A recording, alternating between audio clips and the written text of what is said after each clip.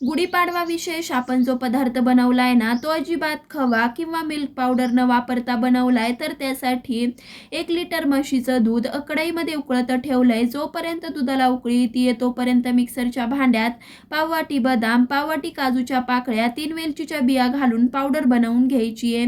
जोपर्यंत आपण पावडर बनवून घेत होतो तोपर्यंतच दुधाला ही छान उकळी आली आहे. एकदा छान मिक्स करून घ्यायचंय आणि दूध 20 ते 30% आटवून झाल्यावर बनवून घेतलेली पावडर घालायची आहे. पावडर चांगली दुधामध्ये शिजली की ह्यामध्ये अर्धा वाटी साखर घालायची आहे आणि साखर घालून झाल्यावर एकदा मिक्स करून घेतलं की दूध आपल्याला 15 ते 20 मिनिटं आटवून घ्यायचं आहे.